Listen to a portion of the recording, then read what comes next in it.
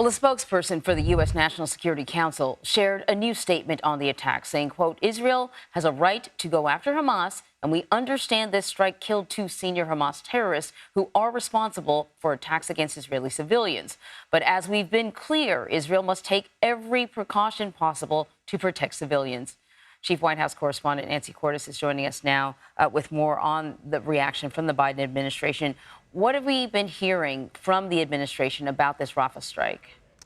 Anne-Marie, they are calling it devastating. They are calling the images heartbreaking. And as you saw there, they are not letting Israel off the hook. They said that time and time again, they have warned Israeli leaders that they need to do more to protect civilians. And they are signaling that, at least in this case, they don't believe that happened.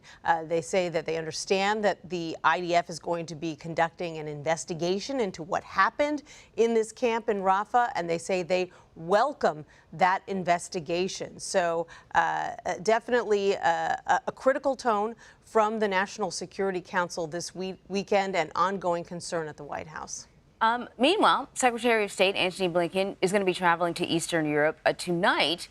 His focus is on these mounting concerns about Russia's advances in Ukraine. What do we know about this trip?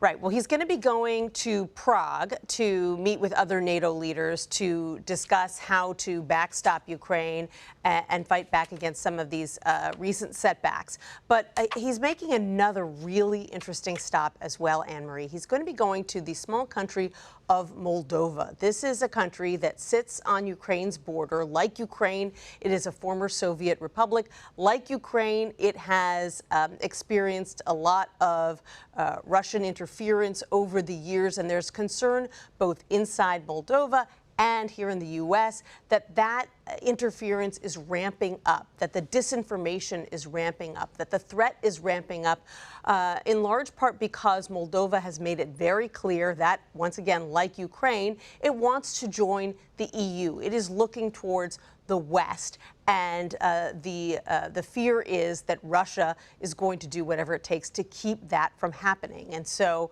Secretary Blinken is making a major statement by visiting that small country, by promising more U.S. financial support, and by making the case that the U.S. is going to stand by Moldova just as it has been standing by Ukraine to try to send a message to Russia: don't try it.